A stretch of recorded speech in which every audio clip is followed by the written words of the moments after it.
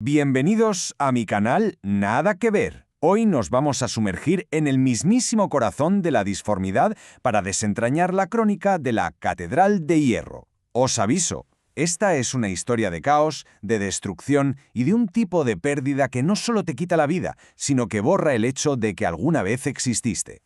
Y esas son nada más y nada menos que las palabras del hombre que nos va a guiar por este infierno, el navegante adepto Relian Vos.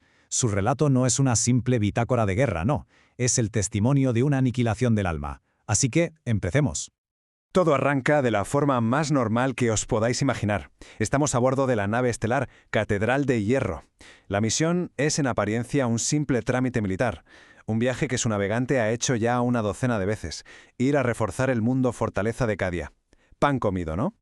Para que nos hagamos una idea de la escala, hablamos de un crucero clase dictador. O sea, 3 kilómetros de acero consagrado transportando a 12.000 almas.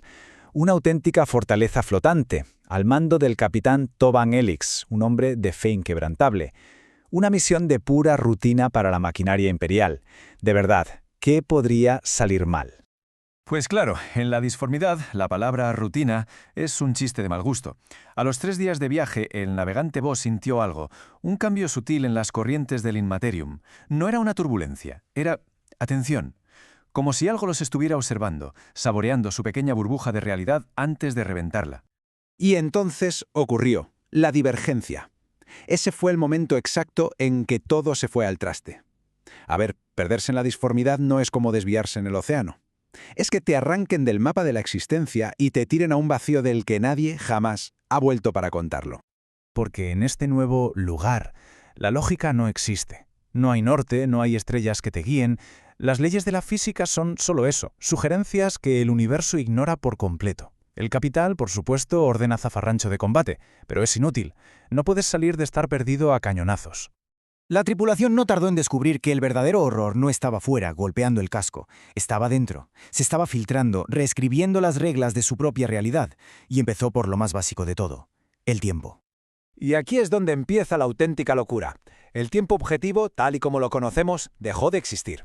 Imaginad la escena. 2 tripulantes se pelean. Para uno, el conflicto dura segundos, para el otro, horas. Un ingeniero está 6 horas trabajando en un motor, pero su cronómetro marca que solo han pasado 3 minutos. Y lo más terrible, una tripulante vivió una vida entera, se enamoró, tuvo hijos, envejeció y murió, todo en el lapso de tiempo entre 2 latidos de su propio corazón. Mantener la cordura era sencillamente imposible. Pero el colapso no fue solo temporal. La propia nave se volvió loca. Los pasillos se estiraban y se encogían sin previo aviso, aplastando gente. Las puertas se abrían a almacenes que eran más grandes que la propia cubierta donde estaban. El acero del suelo ondulaba como si fuera agua. Y lo peor de todo, empezaron a aparecer salas nuevas, cámaras imposibles que no estaban en los planos, llenas de estatuas de ángeles que lloraban. En medio de todo este caos, el navegante Vos llegó a una conclusión que hiela la sangre. No los estaban cazando, estaban siendo reflejados. La disformidad no era un océano hostil, era un espejo. Un espejo que absorbía todo su miedo y su desesperación, para devolverles una realidad deformada a imagen y semejanza de su propia psique hecha pedazos. Y como en la peor de las pesadillas, ese reflejo, esa invitación nacida de sus mentes, empezó a solidificarse. Dejó de ser una simple influencia para convertirse en una amenaza física, real, tangible. De la nada caótica de la disformidad surgió una nave. Una réplica perfecta, idéntica a la Catedral de Hierro. Un eco depredador, nacido de la conciencia colectiva de las 12.000 almas aterrorizadas que había a bordo. Su propia sombra había cobrado vida para cazarlos. Pero esta nave fantasma no era un enemigo al uso. La Catedral de Hierro real disparaba proyectiles que, claro, se desvanecían sin hacer nada contra el eco.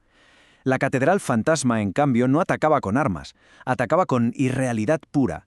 Proyectaba zonas donde el tiempo, el espacio y la misma existencia simplemente se desintegraban. Incapaces de luchar contra su propio reflejo, al navegante Vos se le ocurrió un plan. Un plan tan demente como la situación.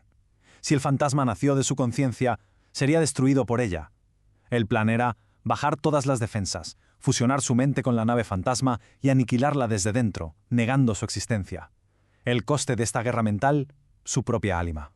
Y el sacrificio funcionó. La Catedral fantasma se disolvió en la nada. Se abrió una brecha de vuelta al espacio real. Lo habían conseguido. Habían escapado.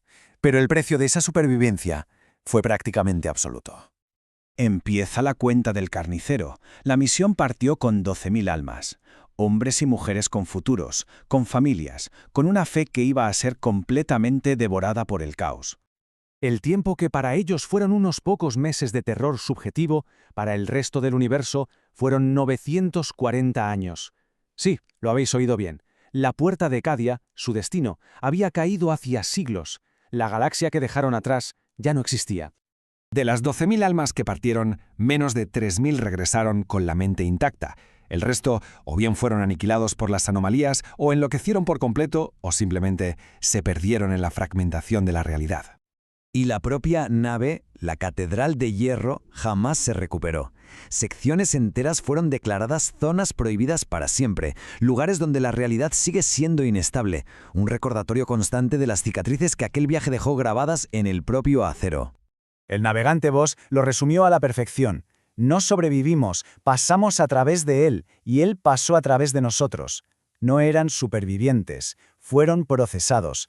Lo que salió de allí llevaba sus nombres y sus caras, pero ya no eran ellos, estaban manchados para siempre por la irrealidad. Y esta nos deja con una pregunta final, una pregunta muy inquietante. ¿Realmente escaparon? ¿O una parte de ellos, de la nave y de su tripulación, sigue a la deriva en ese infierno muriendo una y otra vez en infinitas líneas temporales? Mientras solo un fragmento de ellos sueña con una salvación que nunca va a llegar. Recordad la historia de la Catedral de Hierro. Si esta crónica de puro caos y destrucción os ha impactado, apoyad al canal, suscribíos, dejad un me gusta, compartid esta historia y por supuesto comentad qué os ha parecido. Vuestro apoyo es fundamental para que podamos seguir explorando estas narrativas tan brutales.